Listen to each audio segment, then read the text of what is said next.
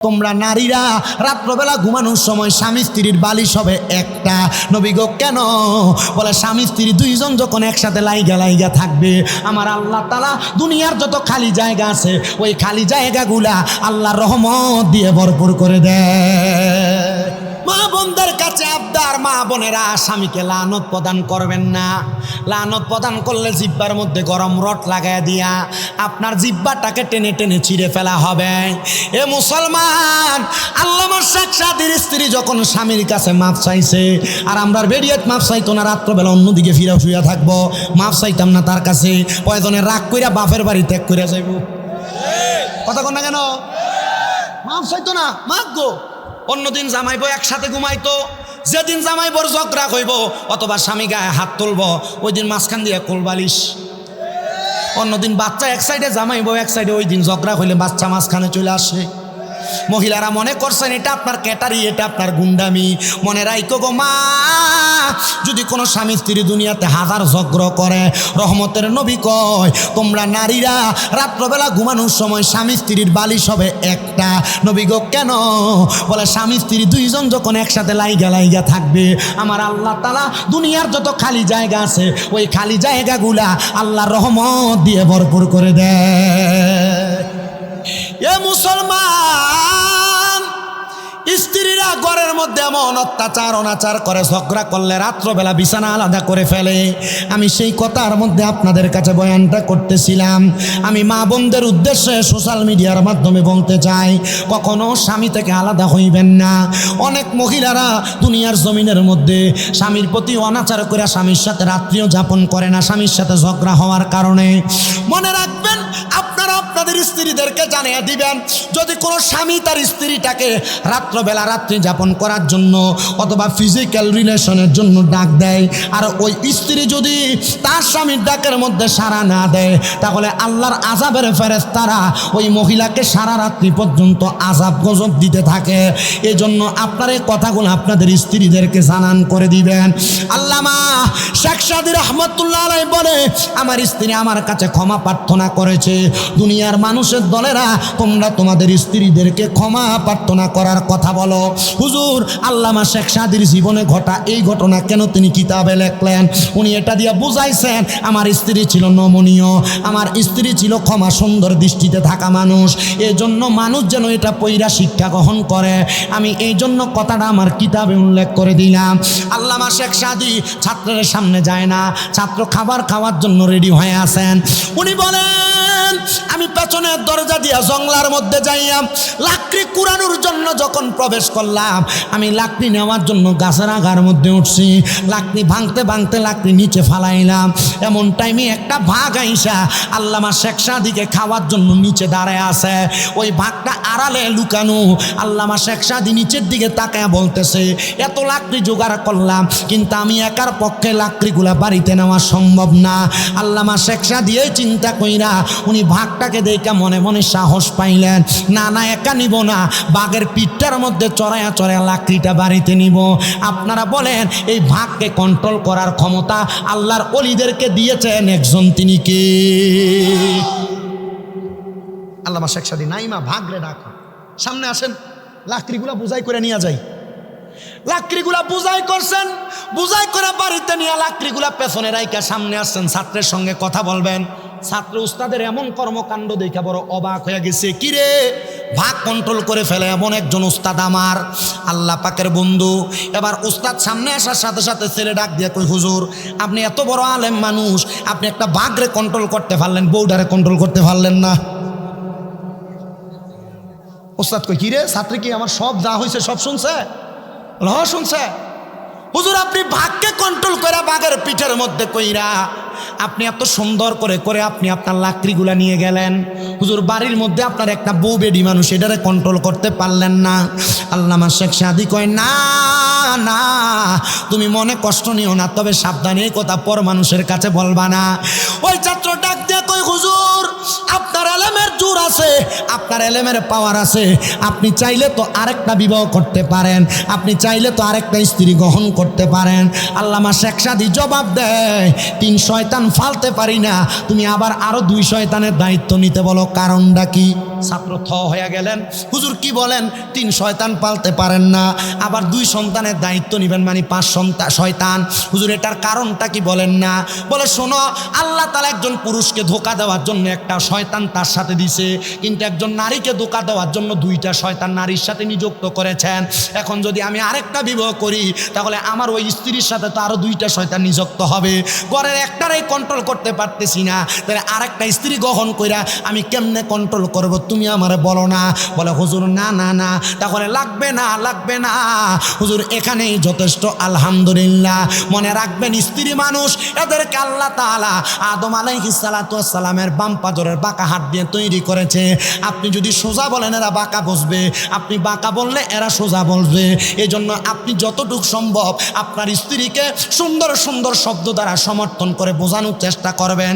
কখনো আপনার সংসারের মধ্যে অশান্তি হবে না, কারণ রহমতের নবীর ঘোষণা, একজন স্ত্রী যদি কুফুমিলা যদি সংসারে সুন্দরভাবে চলাফেরা করে, তাহলে সংসারটা সুন্দর জান্নাতের বাগান হয়। কিন্তু স্ত্রী যদি সংসারের মধ্যে কুফু না মিলে আসে, অশান্তি তৈরি করে, তাহলে দেখবা ওই সংসারটা জাহান্নামের চাইতে নিকৃষ্ট হয়ে গেছে।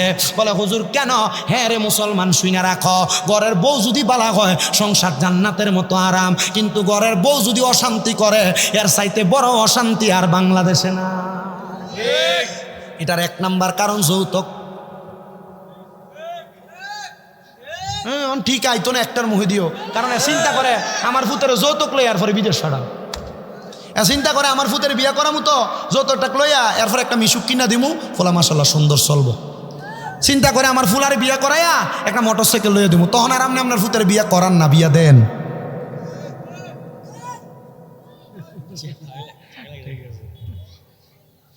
আপনারা কথা কন, এ অশান্তির মূল কারণ কি? আপনাদের আসতে কন। এই অশান্তির মূল কারণ হলো যৌতুক। রহমতের নবী বলেন, যেই বিবাহ যত সহজ, ওই পরিবারে শান্তি তত সহজ। রহমতের নবী গো কেন?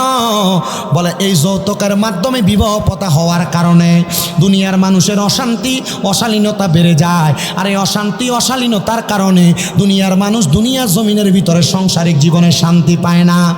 এ মুসলমান ইমানদার, 2 নাম্বার কারণ সংসার অশান্তি যদি হয়, এটা হলো স্বামীর পরকিয়া। আপনি দুনিয়ার জমিনে আপনার স্ত্রী থাকার সত্ত্বেও আপনি আপনার স্ত্রীর সামনে মিথ্যা কথা বলেন, আপনি আপনার স্ত্রীর সামনে অন্য কোনো নারীর প্রশংসা করেন, এটা করার কারণে আপনার স্ত্রী আপনার সংসারের মধ্যে অশান্তি করবে। মহিলারা এমনি এমনি অশান্তি করে না, 3 কারণে একটা মহিলা পরিবারের মধ্যে অশান্তি তৈরি করে। নবী গো কোন 3 কারণে অশান্তি তৈরি করে? আমার নবী বলে 1 নাম্বার, মহিলার স্বামী যদি নেশা করে।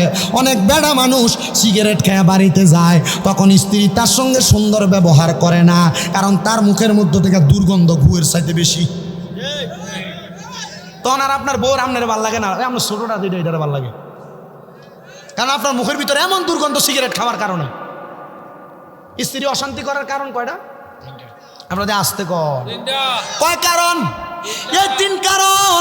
নবী গো কোন 3 কারণ? বলে 1 নাম্বার, স্বামী যদি দুনিয়ার জমিনের মধ্যে থাকা অবস্থায় নেশাগ্রস্ত হয় অথবা বাজে কোনো খাবার আহার করে, এটার কারণে ওই স্ত্রী অশান্তি তৈরি করে। আমি আরেকটা কারণ নিজে বাইর করে দেখলাম, ওই স্বামী যদি তার স্ত্রীর সামনে অন্য কোনো নারীর প্রশংসা করে, ওই স্ত্রী কোনোদিন ওই কথা সহ্য করতে পারে না। মনে রাখবেন, একটা মহিলা কোনোদিন তার স্বামীকে অন্যের সাথে ভাগাভাগি করতে পারে না, কোনোদিন ভাগাভাগি করতে চায়ও না।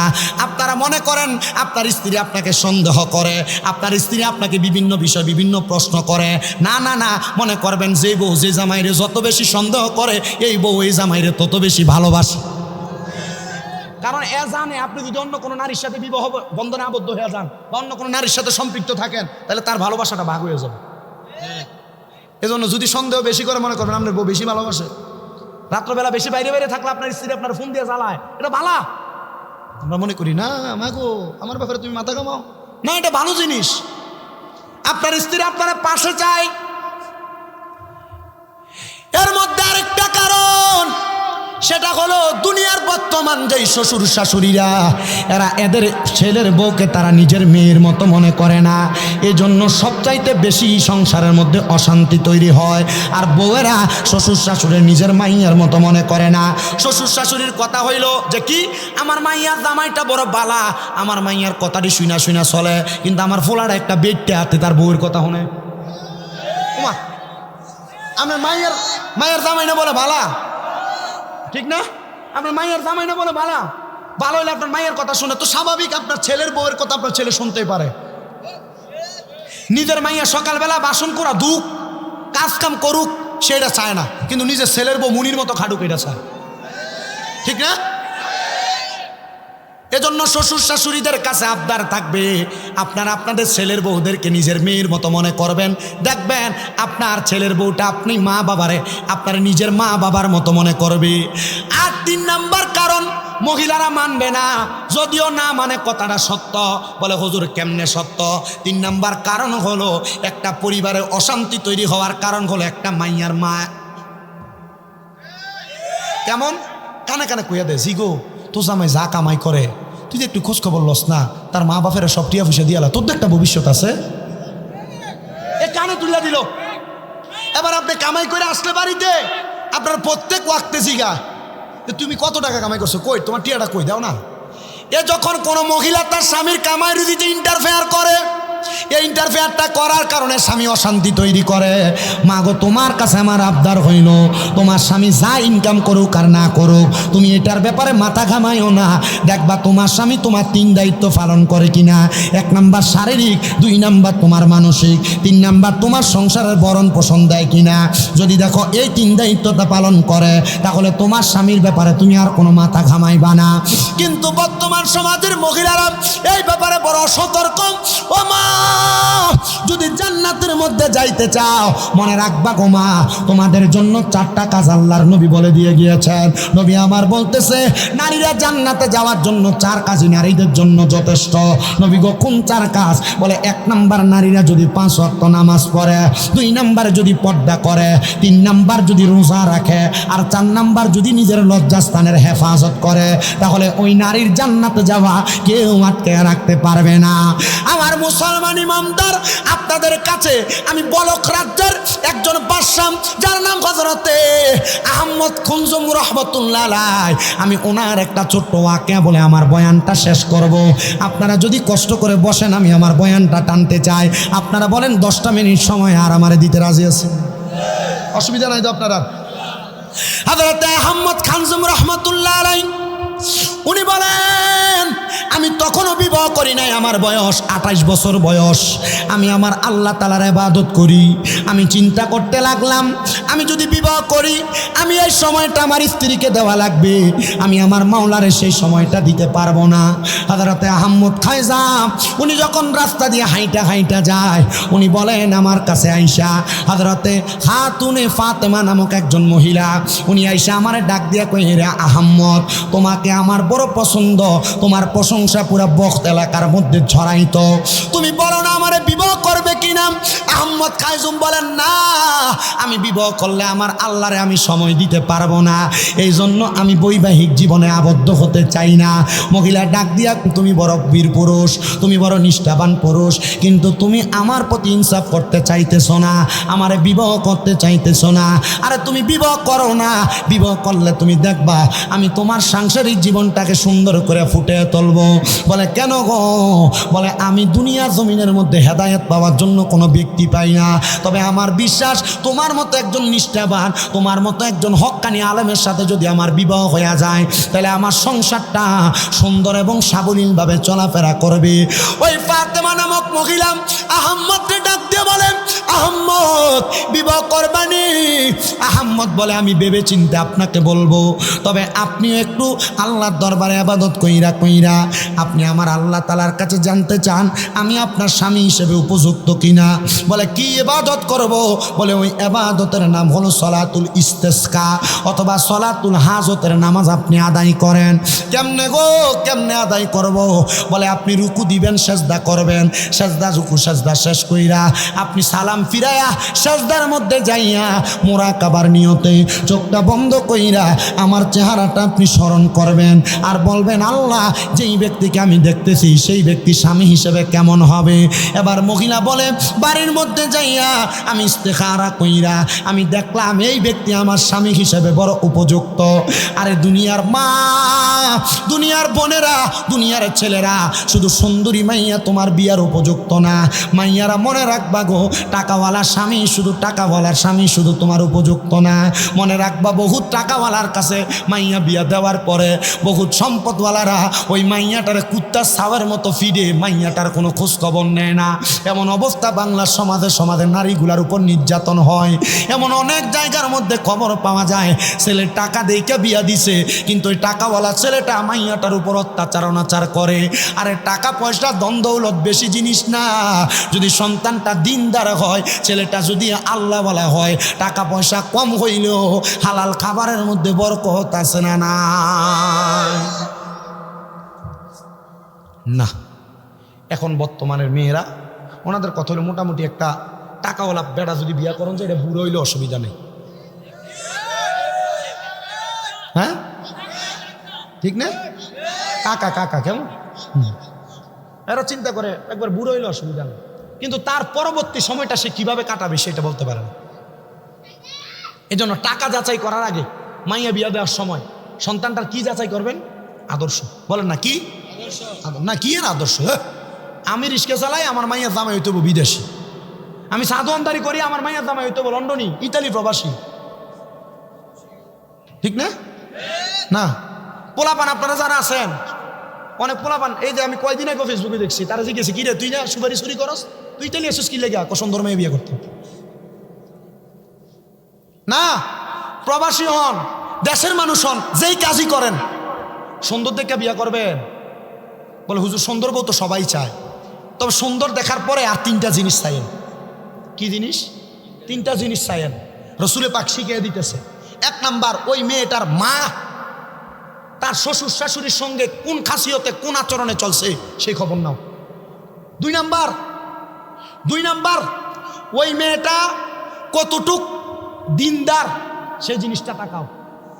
3 নাম্বার, ওই মেয়েটা তার নিজের ইজ্জত রক্ষার্থে তাকে কতটুক বিলিয়ে দিতে পারে সেটা রক্ষা করো, সেটা একটু যাচাই করো, তখন তো মাশাল্লাহ। কিন্তু আপনার পছন্দ কোনটা? যেটা মাশাল্লাহ চুল্লি ছাইড়া দিয়া রাস্তার ভিতরে কোমরটা ঢুলানি দিয়ে রাস্তা হাঁটতে পারবো মাশাল্লাহ, এই যে একটা। হ্যাঁ না না, এমন একটা মাইয়া যদি হইতো তাহলে আমার বিয়েটা করে একবারে সফল।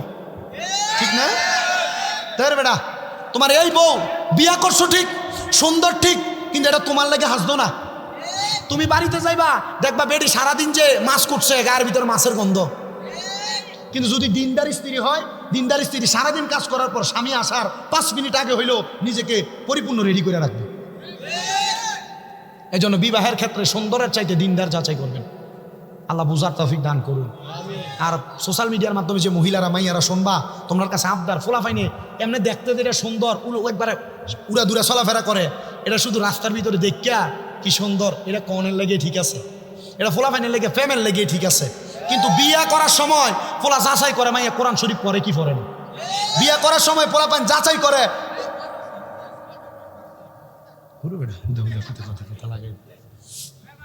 আমি অতলা কথা কইতাম না, আমি কম কথা কই, যদ্দূর কইতেছি অদ্দূরে আলহামদুলিল্লাহ। আমি শুধু বিরিয়ানি খাওয়াই না রে, শুধু একটু গোলাইতেছি। হ্যাঁ মিশা কথা কস্তা, তুই যাইতে বিরিয়ানি সারা যাবি, তারা তোরা খেয়াল রাখবি। তারপর আচ্ছা আল্লাহ কবুল করো, কামিন কর। তো যে কথাগুলোর মধ্যে ছিলাম একটু অল্প কথা শেষ করে দিই। তাহলে বিবাহের ক্ষেত্রে ছেলেরা মেয়েটা দেখবেন কিওয়ালা, দিনদার। বলেন না কি দার? দিনদার। আপনারা মাইয়া দ্বারা বিয়ে দিবেন বাফরা, আপনারা দেখবেন ছেলেটা দিনদার, টাকাওয়ালা না, সম্পদওয়ালা। অনেক সোশ্যাল মিডিয়াতে নেটের মধ্যে খবর পাওয়া যায় মাইয়ার কুত্তার মতো ফিডায়, কুত্তা বিলের মতো। কুত্তা বিলের দাম থাকে, ওই মাইয়ের দাম থাকে না। আল্লাহ আমরা বোঝার তৌফিক দান করুন। ওই মহিলা পরের দিন এক সপ্তাহ পর্যন্ত ইস্তেখারা করে। 1 সপ্তাহের ভিতরে উনি মুরাকাবার মধ্যে দেখছেন ওনার স্বামী হিসেবে আহম্মদ খুজাইমাই উপযুক্ত। ডাক দিয়া কয়, আহম্মদ খুজাইমা, এ আহম্মদ খুজাইমা, তুমি তুমি আমারে বিবাহ করো। এবার যখন বিবাহ করলেন ওনাদের সাংসারিক জীবন সুন্দরভাবে কাটতেছে। কিন্তু আহমদ খুজাইমা কোন জামানার আল্লাহর ওলি? হযরতে বাইজিদ বুস্তামি যেই জামানার আল্লাহর ওলি, আহমদ খুজাইমা সেই জামানার আল্লাহর ওলি। হযরতে আহমদ খুজাইমা বলখি রহমতুল্লাহ আলাইহি বলে, আমি একদিন আমার বাড়ি থেকে বের হওয়ার পর আমি রাস্তার মধ্যে দেখলাম আমার স্ত্রী হযরতে বাইজিদের সঙ্গে দাঁড়ায় দাঁড়ায় কথা বলতেছে। আমি এইটা দেখে বড় রাগান্বিত হয়ে গেলাম। আমার স্ত্রীকে প্রশ্ন করলাম, স্ত্রী গো, তুমি যে এই বাইজিদের সঙ্গে কথা বলেছো, তুমি কি জানো না তোমার কারণে আমাকেও আল্লাহ তাআলা জাহান্নামের আগুনে জ্বালাইব? বলে কেন? এবার আল্লাহর নবীর একটা হাদিস শরীফ আহমদ খুজাইমা ওনার স্ত্রী ফাতেমারে শোনায়া দিছে। ও মুসলমান, ও চান্দিনার আরির চরের বাবারা, মনে রাখবা গো, মনে রাখবা গো, মনে রাখবা। আল্লাহর নবী বলতেছে একটা মহিলার কারণে 4 জন পুরুষ মানুষ দুজকে জাহান্নামের আগুনে যাবে। এর মধ্যে 1 নাম্বার, কোনো মেয়েকে যদি বাবা জন্ম দেওয়ার পর বাবা যদি পর্দা না করায়, বাবা যদি বেহায়াপনাতে চাইরা দিয়ে রাখে, তাহলে ওই বাবা তার মেয়ের কারণে দুজকের আগুনে জ্বলা লাগবে। বলে হুজুর কেন কেন, কারণটা কি বলবেননি? আমরা জানি একটা মেয়ে মানে একটা জান্নাতের মালিক, 2টা মেয়ে মানে 2টা জান্নাতের মালিক, 3টা মেয়ে মানে নবীজির সাথে জান্নাতে থাকবো। কিন্তু রহমতের নবী বলে একটা বাবা যদি কন্যা জন্ম দেওয়ার পর ওই কন্যাটাকে জান্নাতি সুরতে পর্দার সাথে না লালন পালন করে, দায়ুসের বেশে লালন পালন করে, তাহলে ওই বাবা ওই মাইয়ার কারণে দুজকে যাবে। একটা ভাই যদি তার বোনকে পর্দা না করায়, তাহলে ওই ভাইটা তার বোনকে বেপর্দা ছেড়ে দেওয়ার কারণে, তার ভাইটা বেপর্দা বোনটাকে ছেড়ে দেওয়ার কারণে ওই ভাইটা জাহান্নামের আগুনের মধ্যে জ্বলতে থাকবে। আর 3 নাম্বার হইল, কোনো স্বামী যদি তার স্ত্রীকে পর্দা না করায়, আপনারা যারা বিবাহ করেছেন আপনারা আপনাদের স্ত্রীদের কেমনে ছেড়ে দেন? চান্দিনা বাজার ঘুরে আপনার স্ত্রী এখানে সেখানে ঘুরে, মনে রাখবেন বেপর্দাভাবে ঘোরাফেরা করার কারণে, আপনি আপনার স্ত্রীকে পর্দা না করানোর কারণে, আপনার স্ত্রীটার কারণে আপনি স্বামীও দোজকের আগুনে জ্বলা লাগবে। এজন্য কোনো সন্তান যদি তার মাকে পর্দা না করায়, তাহলে সন্তান তার মায়ের কারণে দোজকের আগুনে জ্বলা লাগবে। ও সন্তানের দলেরা, আমি আপনাদের কাছে করজোড়ে আবদার জানাই, আপনারা দুনিয়াতে যে যা করেন না কেন, দুনিয়ার জমিনে থাকা অবস্থায় আমার আল্লাহ তাআলার আদেশ মোতাবেক আল্লাহ যে বলেছেন ওয়াকরনা ফি বুয়ুতিকুন্না ওয়ালা তাবাররুজনা তাবাররুজাল জাহিলিয়াতিল উলা, তোমরা তোমাদের নারীদেরকে জাহিলিয়া যুগের মহিলাদের মতো বের হতে দিবা না। আরে মুসলমান, দেখেন না রাস্তার মধ্যে ইফতিজিংয়ের শিকার হইতেছে, এরা পর্দা করুন না মাইয়া না, বেপর্দা মহিলারা রাস্তায় ইফটিজিংয়ের শিকার হয়, বেহায়াপনা করা মেয়েরাই ইফটিজিংয়ের শিকার হয়। কিন্তু আমাদের সমাজ এত নিকৃষ্ট সমাজ, আমাদের সমাজ এমন বাজে সমাজ, আমাদের সমাজের মানুষরা ভাই বোনকে, স্বামী স্ত্রীকে, ছেলে মাকে এবং দুনিয়ার বাবা মেয়েকে বেপর্দা বেহায়াপনা করার জন্য সুযোগ করে দেয়। গায়ে হলুদের অনুষ্ঠানে নাচানাচি করে, মাইয়া বাবা কিছু বলে না। আরে মুসলমানের দলেরা, ভাই তুমি তোমার বোনটা বেপর্দা চলে তুমি কিছু বলো না, জানোনি তোমার এই বোনটা তোমার দুজকের কারণ হয়ে যাবে। এই জন্য সবার কাছে আপনারা তাদেরকে পর্দা করাইবেন, পর্দা করাইলে আপনারা জান্নাতের অধিকারী হইতে পারবেন। আমি আপনাদের কাছে এলোমেলোভাবে অনেকগুলা বিষয়ের উপর কথা বলার চেষ্টা করেছি, আসেন সামনের দিকে বাড়ি অল্প কথায় শেষ করে দিই। আহমদ খুজাইমা বলে, আমার স্ত্রীর সঙ্গে যখন এই কথা বললাম, আমার স্ত্রী বলে, স্বামী গো, আপনার হক আমার প্রতি আছে, আমি কোনোদিন পরপুরুষের সাথে হকটা নষ্ট করব না। বলে স্ত্রী, হক নষ্ট করবে না জানি, আমি চাই না তোমার শরীরের সৌন্দর্য অন্য কোনো পুরুষ মানুষ দেখুক, কিন্তু আমাদের মহিলারা স্বামীর জন্য সাজে না, এরা মার্কেটে যাওয়ার সময় সাজে, দাওয়াতে যাওয়ার সময় সাজে, জামাই বাড়িতে আসার পর স্ত্রীর অবস্থাটা এতটা ভালো দেখে না। তখন মনে রাখবা মহিলারা, তোমার চেহারা সুরত, তোমার শরীরে জামা কাপড় সুন্দর থাকার কারণে তোমার জামাইরও আর তোমারে ভালো লাগে না, পাশের বাড়ির বাবিটারে ভালো লাগে। এজন্য আপনার স্বামী যদি অন্য কোনো নারীর দিকে যদি চোখও দেয়, আগে আপনার দায়িত্বটা আপনি নিজেকে একটু বুঝেন যে আপনি আপনার স্বামীর প্রতি সুন্দর আচরণ করেন কিনা, আপনার স্বামীকে আপনি একটা মডেল সুরত আপনি দেখান কিনা, না আপনি থাইনে ফেত্তিনির মতো জামাইয়ের সামনে কি বেটা ঘরের বেটা কথা কেন সামানের মতো ব্যবহার ভাল লাগে না। এক গ্লাস পানি যদি খুঁজে দেয় না, কিন্তু বাবির দরজার ভিতরে যায়, বাবি একটু পানি দেন না, বেডি লেবু শরবত চিপ পেন না দেয়, তখন বেটার ভাল লাগে আরে বাবিটারে কথা কয় না কেন? আল্লাহ আমাদেরকে বোঝার তৌফিক দান করুন, জোরে জোরে কোন আমিন। হযরত আহমদ খুজাইমা বলে, ফাতেমা, এ ফাতেমা, তুমি এমন ভাবে থাকবা যেন তোমার গর্ভ থেকে একটা নেক সন্তান দুনিয়াতে জন্মগ্রহণ করে, আর ওই নেক সন্তান আমি স্বামীর জন্য প্রাণ ভরে দোয়া করে। এবার বলেন, নেক সন্তানের দোয়ায় আমার আল্লাহ তাআলা একজন আব্বা আম্মার কবরের আযাব মাফ করতে পারে কি পারে না? আমি শেষের দিকে যাচ্ছি রে বাবারা, তাহির হিসাবে আপনাদের কাছে বয়ান করছে 9টা 45 পর্যন্ত, 45 থেকে এখন 11টা 11 বাজে। আমি চেষ্টা করতেছি 10টা 45-এর পরে এখন যে সময়, মাশাআল্লাহ 1.5 ঘন্টার কাছাকাছি সময়, হাদিয়া নিলে যায় যাবে। এবার আমরা আবার কোনো আসি বেশি এখন মোটামুটি যায় যাবো না? তুই বড় বিলাতি ও না বলে জিকির তো কইরামে, আমি কি এমনি থাকলাম নাকি? আপনারা আছেন না? জিকির আজকার কইরা এরপরে বিদায়, দোয়া মুনাজাত কইরা বিদায়। সুবেন হুজুর আমার বলছে 10-এর ভিতরে আইব, হুজুর হয়তো হাজত ছাপতেছে, হুজুর আইয়া আপনারা লয়ে দোয়া দূর করে এরপরে ইনশাআল্লাহ শেষ। কি কোন আপনারা না এটি মাথা নেই একটু মোহাব্বতে কোন আলহামদুলিল্লাহ। শেষ সময় আমি বয়ানটা করি বাবা। আহমদ খুজাইমা বলেন, আমার স্ত্রীর গর্ভ থেকে একটা সন্তান আগমন করেছে। আমি আমার স্ত্রীকে ওয়াদা করাইলাম 2টা, স্ত্রী গো, আমার সন্তানটারে তুমি এমনভাবে লালন পালন করবা, আমার স্ত্রী যেন দুনিয়ার জমিনের মধ্যে থাকা অবস্থায় আমার সন্তান যেন দুনিয়াতে আল্লাহ তাআলার ইবাদত করে এবং দুনিয়ার জমিনে থাইকা আল্লাহ তাআলার কোরআনুল কারীম হেফজ করে, মানে হেফজুল কোরআন, কোরআনুল কারীমের হাফেজ হয়। কয়টা ওয়াদা করাইছি? ওই স্ত্রী ডাক দিয়া কই, আমার স্বামী যেদিন রাত্রবেলা সন্তান জন্মগ্রহণ করে, সন্তান কুলে নিয়া আমার হাতের মধ্যে দইরা আমার স্বামী বলেছে আমি যেন আমার সন্তানটাকে 2টা কাজ করাই। 1 নাম্বার আল্লাহর ইবাদতকারী বান্দা, 2 নাম্বার আল্লাহ তাআলার কোরআনুল কারীমের হাফেজ। আমার স্বামীটা এই কথা বইলা রাত্রবেলা ওনার ঘরের মধ্যে চলে গেছে। আমার স্বামী রাত্রবেলা ইবাদত করে করে সময় কাটাইতো। হয়তো আপনারা সবাই জানেন যারা বিবাহ করেছেন, স্ত্রীর গর্ভ থেকে সন্তান জন্ম নেওয়ার পরে একটানা 40 দিন পর্যন্ত স্ত্রীর সঙ্গে মেলামেশা করা যায় না। এটা আল্লাহর হাবিব এবং আল্লাহর কোরআনের আইনের আদেশ। ও বন্ধু, উনি বলেন সন্তান জন্ম নেওয়ার পর আমি চিন্তা করলাম আমার খানকার মধ্যে, আলাদা ইবাদত খানার মধ্যে আমি আল্লাহ তাআলার ইবাদত করে করে সময় কাটাবো। উনি ডাক দিয়া কয়, আমার স্বামী ইবাদত করার জন্য গেছেন। আমার স্বামী 1 দিন 2 দিন 3 দিন 4 দিন 5 দিন কিন্তু ইবাদত খানা থেকে বের হন না। আমি আবার আমার স্বামীর তালাশে আমি আমার নিজের ভাইকে পাঠাইলাম। ফাতেমা খানজুম বলতেছে, আমার স্বামী আহমদ খানজুম উনি ওনার ঘরের মধ্যে নামাজের সেজদার মধ্যে পড়েছিলেন, কিন্তু জীবিত না। আমার স্বামী কখন মারা গেছে এটার সময়ও আমরা বলতে পারি নাই। আমার স্বামী ইন্তেকাল করার পরে আমার সন্তানের বয়স যখন 1 করে 8 বছর 9 বছর হয়ে গেছে, আমার সন্তান আল্লাহ তাআলার কোরআনুল কারীম মুখস্থ করেছে। আমি আমার সন্তানকে বললাম, ও বাবা, তোমার আব্বা জানের বড় স্বপ্ন ছিল তুমি সন্তান আল্লাহ তাআলার কোরআন মুখস্থ করবা, আল্লাহ তাআলার কোরআন পড়বা।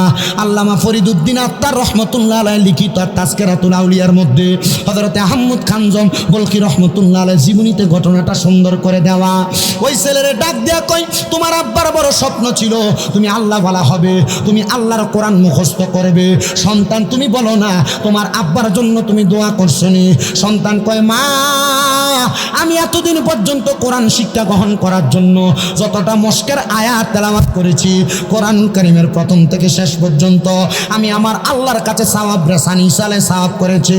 আল্লাহ আমার প্রত্যেকটা তেলাওয়াতের সওয়াব আমার আব্বার কবরের মধ্যে তুমি পৌঁছায়া দাও। মা জননী চোখের পানি ফালায়া ফালায়া কান্দে, আল্লাহ আমার স্বামী দুনিয়া থেকে ইন্তেকাল করে কবরের বাসিন্দা হয়ে গেছে, আমার স্বামী কবরের মধ্যে কেমন আছে আমি জানি না। ও আল্লাহ, আমার স্বামীর কবরটাকে নাজাতের ফয়সালা করে দাও।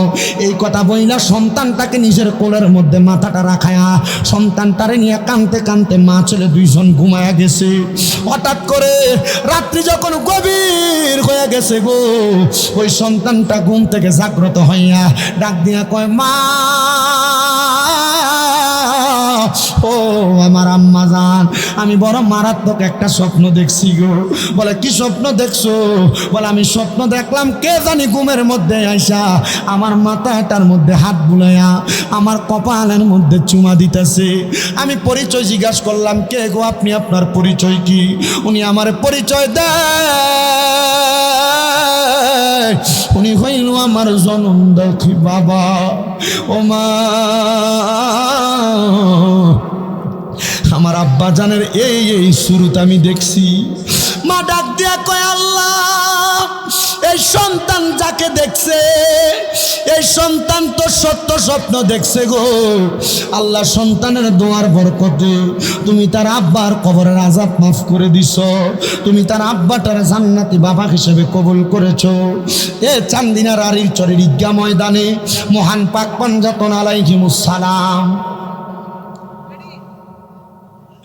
অলিকুলের শিরোমণি হযরতে শেখ সৈয়দ মীর মহিউদ্দিন আব্দুল কাদের জিলানী আল হাসানী ওয়াল হুসাইনির স্মরণে, বিশেষ করে আল্লামা শেখ মোহাম্মদ আবু সুফিয়ান খান আবিদি হুজুর কেবলার আগমন উপলক্ষে এই এলাকার চাঁদপুর হাজীগঞ্জ কাদেরিয়া চিস্তিয়া হুসাইনিয়া দরবার শরীফের খলিফা মোহাম্মদ সুন্দর আলী আল কাদেরি রহমতুল্লাহ আলাইহির স্মরণে ৮তম বার্ষিক পবিত্র রুস ও সুন্নি সম্মেলনে যারা আসছেন বাবারা, ওই সন্তান যদি কোরআনুল কারীম হেফজ করার পর তার আব্বার জন্য দোয়া করার পর স্বপ্ন দেখে তার আব্বাজানকে আল্লাহ মাফ করে দিছে, আব্বাজানকে জান্নাতের পোশাক পরাইছে, আপনারা বলেন যাদের আজকের মাহফিলের মধ্যে বাবা নাই, আপনারা যদি আব্বার জন্য মনটা ভরে দোয়া করেন, আমার আল্লাহ তাআলা আপনাদের আব্বার কবরের আযাব মাফ করতে পারে কি পারে না? হায়রে, কত সন্তান তাদের আব্বারে মাটির কবরের মধ্যে শোয়া দিয়ে আসছে। বিদেশে বাবা থাকলে মোবাইলে ভিডিও কলে কথা বলা যায়, কিন্তু আব্বা ঢাকা শহরে থাকলে মোবাইলে ভিডিও কলে কথা বলা যায়, কিন্তু বাবারে ৩.৫ হাত মাটির কবরে পুকুর পাড়ে বাঁশমুড়ার নিচে শোয়া দিছ। আব্বাজান কেমন আছে সন্তান তুমি জানো না? হায় রে, ওই আব্বার লগে তো মোবাইলে কথা বলা যায় না, কেমনে রে? তোমার আব্বাজান অন্ধকার কবরে যে শুয়া রইছে, তোমার কি মনটা চায় না আব্বাজানকে একটু আদর যত্ন করার জন্য? আব্বাজান জুতা পরতে পরতে পায়ের গোড়ালিটা মাটির সাথে লাগতো, কিন্তু আব্বা নিজে নতুন কোনো জুতা কিনছে না, তুমি ফুতেরে আব্বাজান নতুন জুতা কিনা দিছে, তুমি রাত্রবেলা নতুন জুতাটা পইরা খাটের মধ্যে দৌড়াদৌড়ি করছো। হায় রে, ঈদের দিনে আব্বা জানে নতুন কোনো জামা কাপড় পরে না, তুমি সন্তানরে নতুন জামা কাপড় পরাইছে। আব্বারে যদি জিজ্ঞাসা করতে, আব্বা আপনি যে নতুন জামা কাপড় পরেন না, আব্বা উত্তর দিত, এখন কি আর আমার ঈদের বয়স আসেনি? লুঙ্গিটা জোড়া তালি দিয়া পড়তো, পুরান পাঞ্জাবিটা আয়রন কইরা ইস্তারি কইরা পড়তো।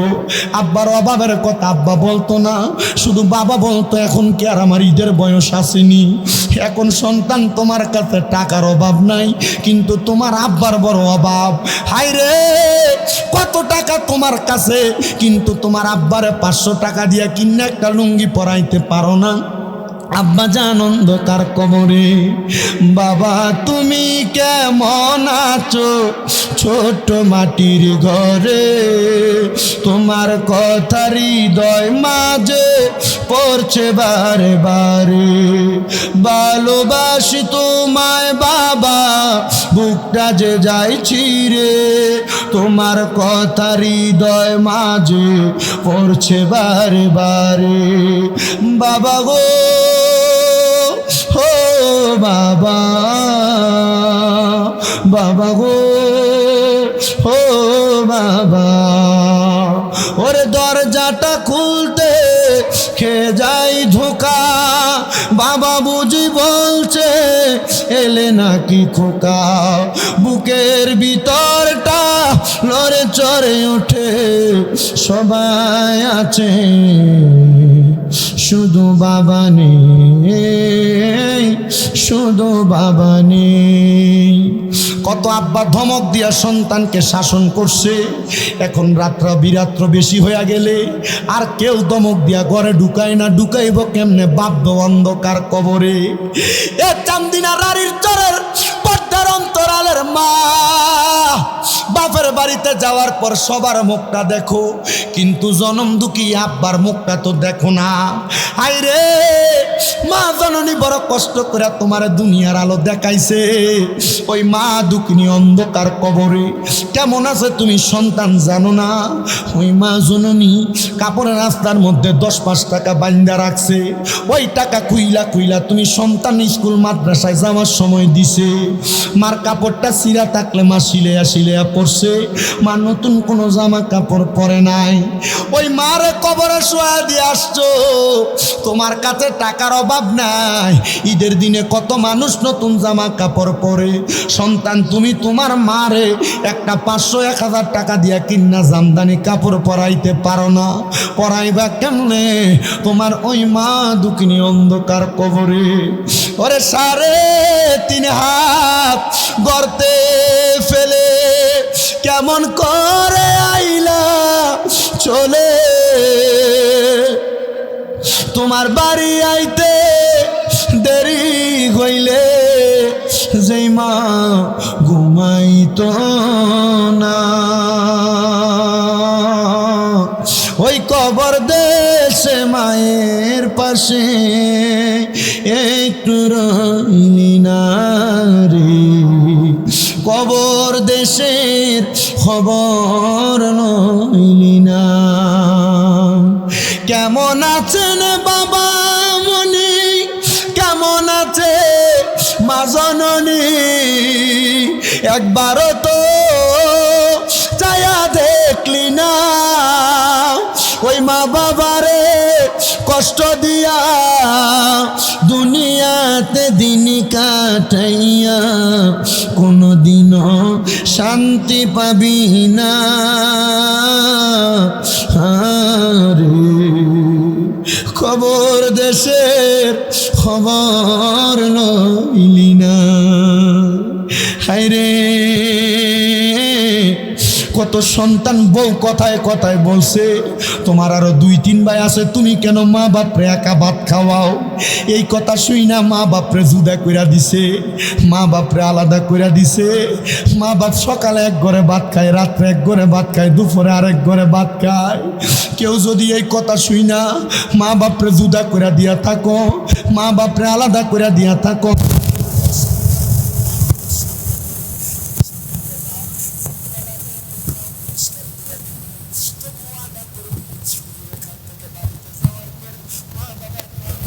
মাপ চাইবি।